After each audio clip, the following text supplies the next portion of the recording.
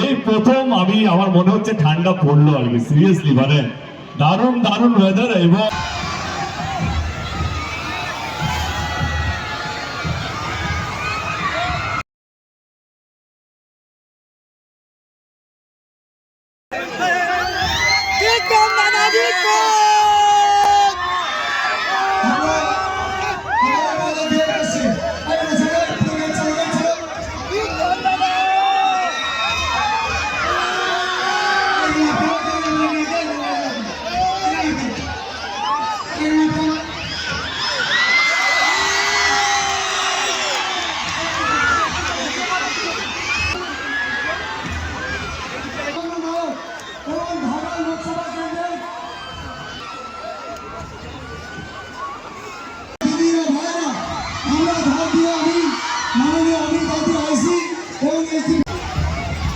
আমাদের মধ্যে দেখতে দেখতে আমাদের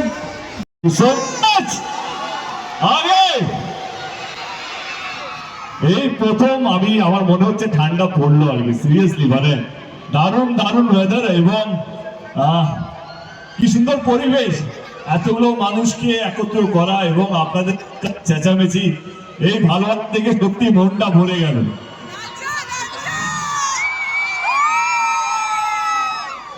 বিভিন্ন রকম ভাবে আমাকে যেতে হয়, কখনো সিনেমার প্রচারের মাধ্যমে, কখনো রাজনীতির মধ্যে, কখনো অনেক জায়গায় যেতে হয়। কিন্তু সবচেয়ে বেশি ভালো লাগে কখন জানেন, যখন কোনো খেলা নিয়ে কোনো প্রোগ্রামে আমাকে যেতে হয়। গীতাপাড়ি থেকে ফুটবল খেলো, সেটা বেশি বেশি ভালো। এবং খেলা কোথাও যেন মানুষকে বাঁধে, মানুষকে জুড়ে, সে যেই ধর্মেরই হোক না কেন, হিন্দু মুসলিম শিখ ইসাই, খেলা এমন একটা জিনিস আমাদের দেশে অন্তত প্রত্যেকটা মানুষকে জুড়ে রাখে। সেটা আজকে সবচেয়ে বড় পরিমাণ, সবচেয়ে বড় এক্সাম্পল হচ্ছে আজকে এই মাঠ। হাজার হাজার মানুষ এসেছেন ম্যাচ দেখার জন্য।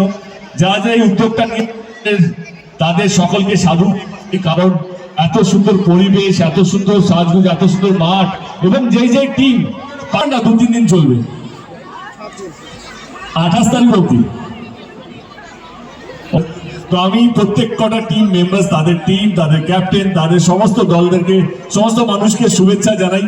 এবং আপনাদের সকলকে, ক্যানিং এর সমস্ত মানুষকে আর 10 দিন পরেই নতুন বছর অনেক অনেক শুভেচ্ছা। ভালো থাকবেন, ভালো রাখবেন আপনাদের পরিবারের বন্ধু বান্ধবকে। এবং 4 দিন পর আমার একটা ছবি রিলিজ হচ্ছে, যার নাম প্রজাপতি 2, যেখানে আমি আর মিঠুন চক্রবর্তী আছি।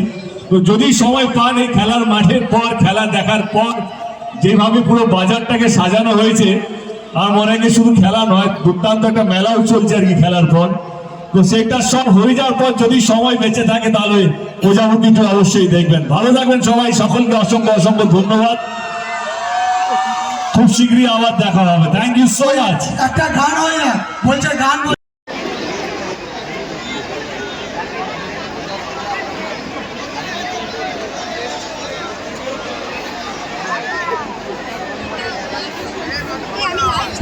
দেবদা যাচ্ছে আপনাদের কাছে। দেখুন আপনাদের কাছে দেবদা মঞ্চে, সবাই হাত মেলান, সবাই একটু ছবি দিতেন। দেবদা এঁকেছে, এই ছেলেটা সৌরভ একটা ছবি এঁকেছে, এটা দিচ্ছে।